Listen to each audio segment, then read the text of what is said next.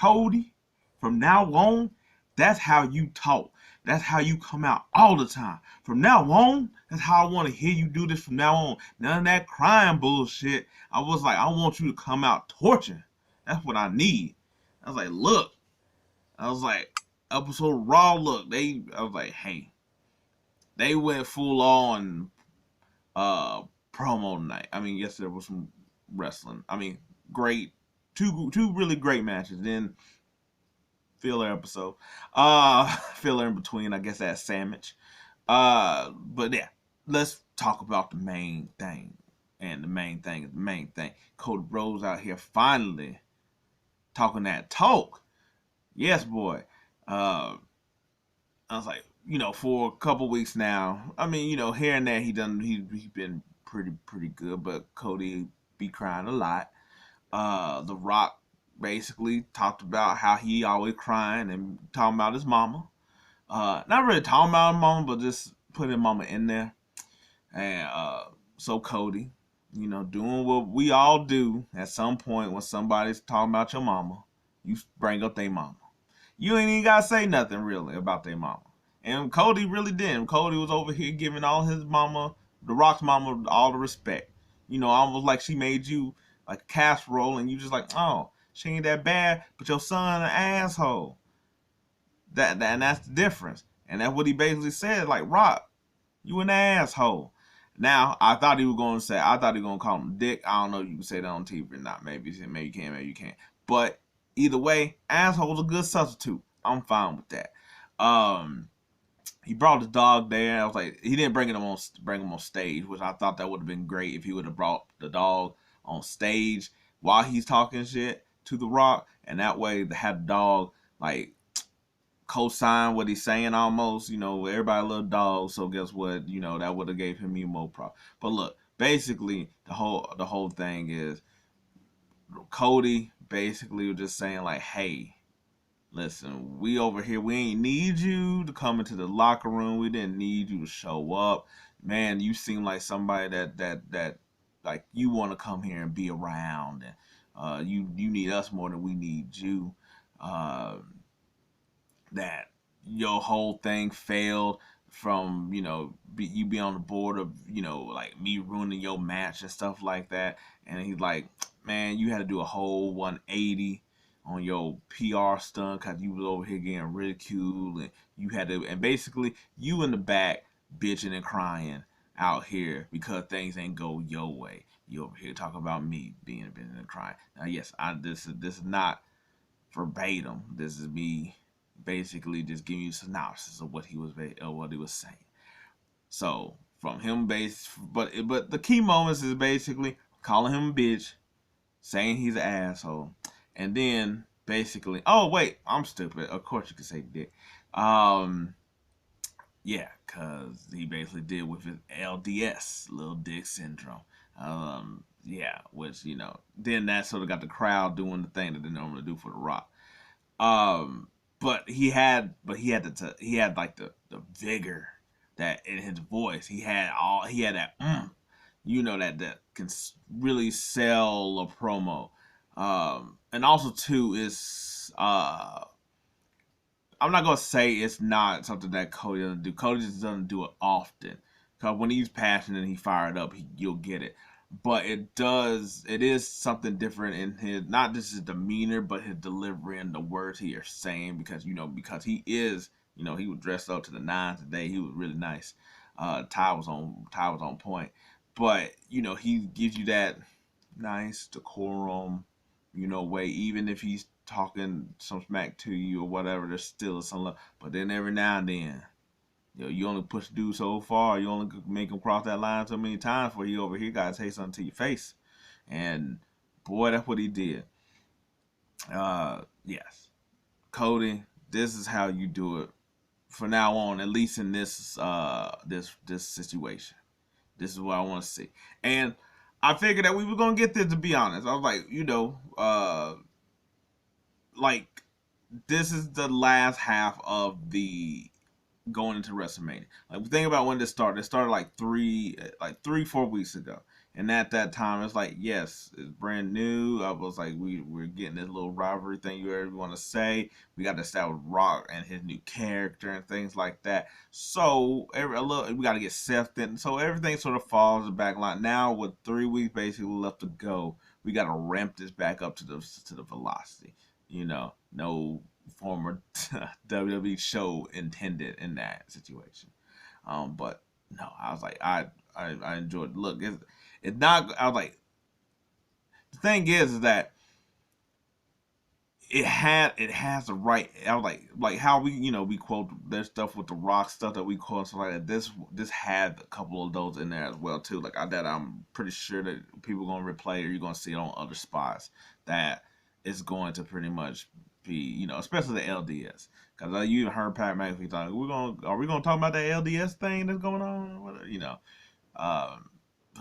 no, loved it from you, Cody. Loved it from you, Cody. Um, Other thing that went on for the show, because I said it was very promo heavy. I mean, well, not even heavy. I was like it because I was like it. I was like my head is heavy, but I was like they split out really well. Because I was like first they had Jay Uso come out, and by God, I was it's one of them things where people are like Jay is like a mid wrestler or whatever, or like not. I mean, I guess maybe they mean mid like that, but I guess like mid title or whatever like that. But the way you see him with all those people and the way that like he doesn't even have to like I still think his promo skills are like they still need some, but he brings the energy, But I was like they still need him to be desirable. I was like I don't know how long this is going to keep up. Like you're going to have to give him a title soon, but I mean, but way before. I mean, he's going to have to get a mid card title before he gets a main title, more likely. But it's just that timing window. Anyway, he came out here talking about like I know the bloodline in the house. Where you at, Jimmy? Where you at, Big Bro? Big Bro comes out and basically just went the route of being like, "Yo, I miss you, man. Like, you based on my other half. I don't get to see you on the road. I don't get to do this. I don't get to do that. Like, yo, just like leave. And we could be back together." And Jimmy's like, what you talking about? Everything you got is because of me. He's like, I'm the one that started it off. You left the bloodline. He's like, you left. You went on to go on Raw and do this and win the tag team championship and do that, and you did it all without me. But guess what? Without me, you would never be in these spots. I mean, which is like sort of true. But basically, he's still saying like even to the day he protected him, So that'd be cool if after this and after WrestleMania we see more like talking or more expounding upon Jimmy and the bloodline thing because I was like, I think that's one of the ways they sort of lost the ball a little bit in the bloodline of like that whole him going back. What was the real motivation? What and things of that like that. So they show like little things or scenarios where it's like oh they wanted to come and do this to you all the time and I was like nah I didn't or whatever and I was like I was like I called an audible so they did do something with that but basically Jay then during that the Cody chance little like little in the crowd or whatever they basically I was like Jay was like well in that case it just hit Jimmy hit Solo Jay hit them then Jimmy kicks him in the face and then they just you could tell like they were waiting for Cody to come through pretty much but hey whatever and I was like they didn't broken up but I was like we set up the match of brother so I was like it'll be good I was like that was nice now I was like I did like their thing of going back and forth of Jay being like yo this is still kind of hard for me and Jimmy's like bro you left me what you talking about ain't nobody leave you um I was like then we got really great DIY Creed Brothers match, which is I was like I figured it was gonna go really well. There was a lot of spots where I was like well, DIY just wouldn't die. They just kept on going. They was like kicking out of all type of moves. But yeah, I was like they and now they're going to WrestleMania. And for a minute, I was like, what? Why are they going to WrestleMania? I thought in my head, I was like, the qualifying matches of like multiple, but I was like, oh, okay, cool. It was just one and already cool. All right, they're going. I was like, DIY makes sense. I thought the Creed brothers might, but I was like, because they're just so fresh and new, I was like, you want to, I was like, DIY is as well, but they're also been in NXT a long time and on it. So I'm like, they're going to get the call up the main spot.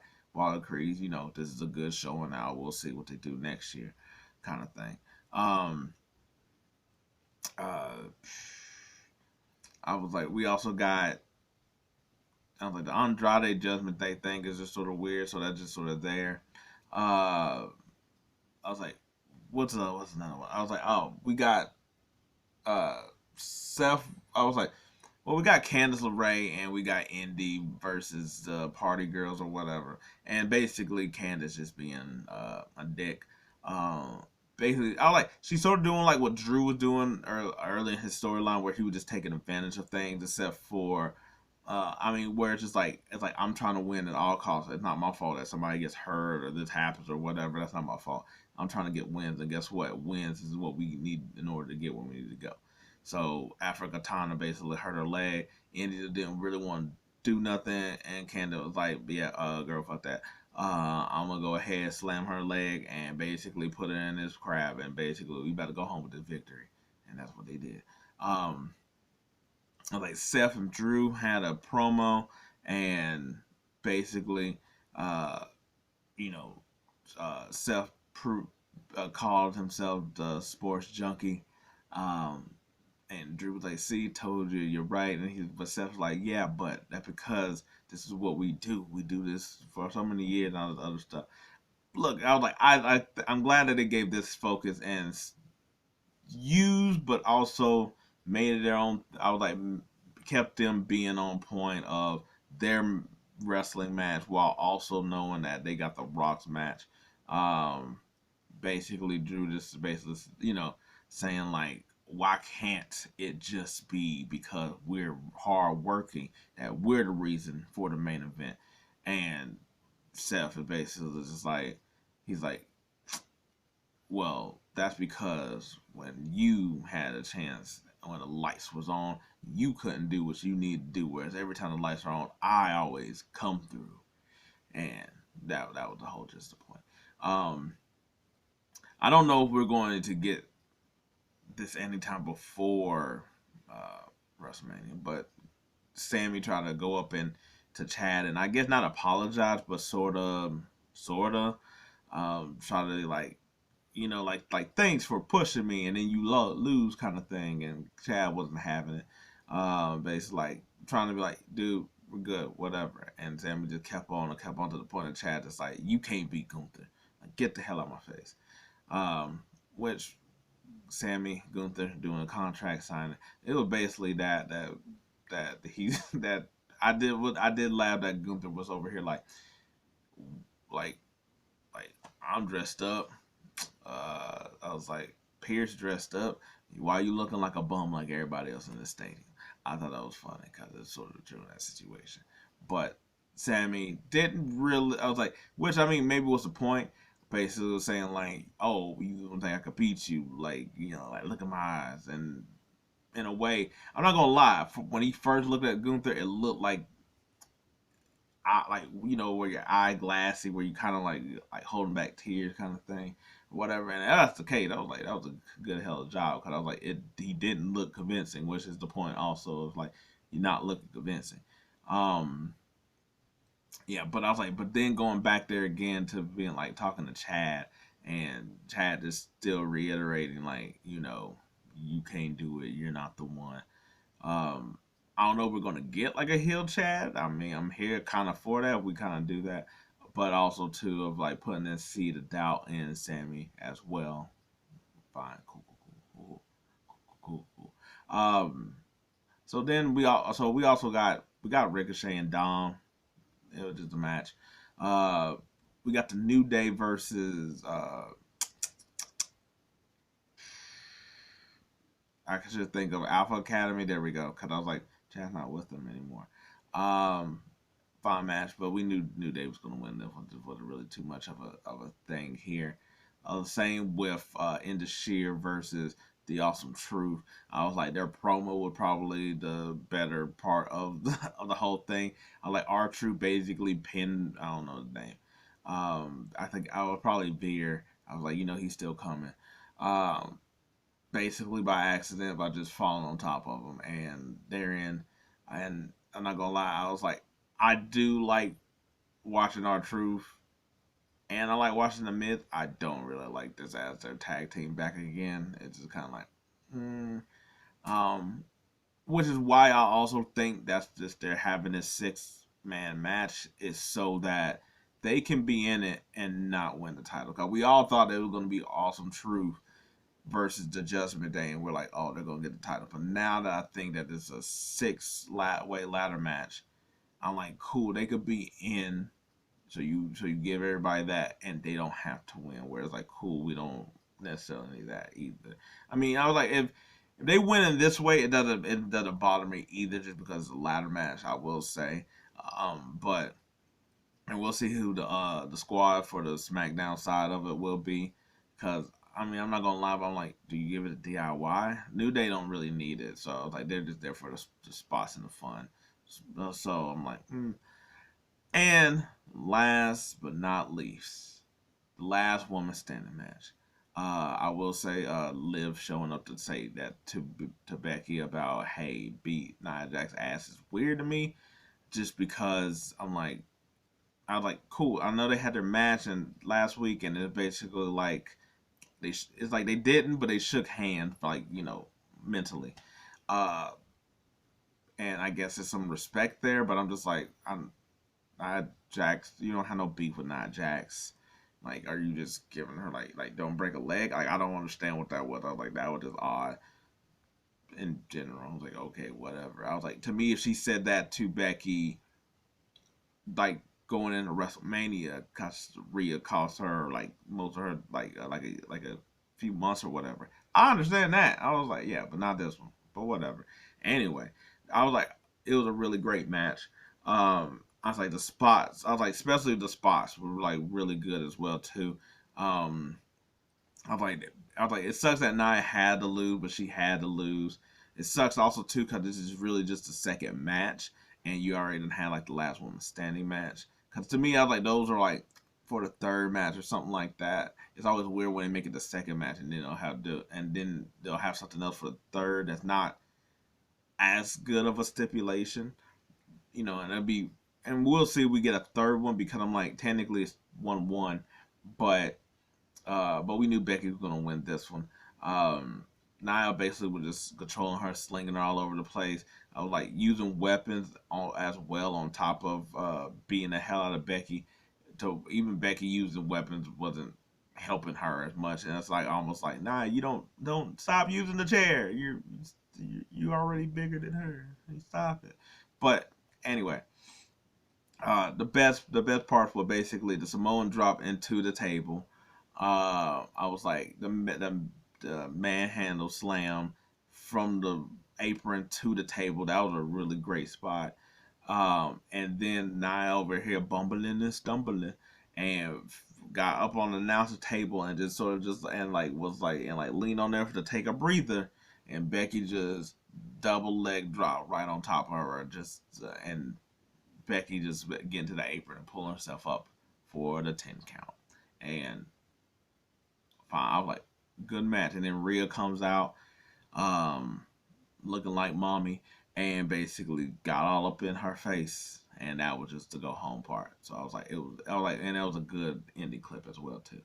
Um, so yeah, that was Raw, but I was like, from Cody, I was like, look, there was really, I was like, only like 3 matches, I'd be like, man. I was like, but the rest of the show was good to great.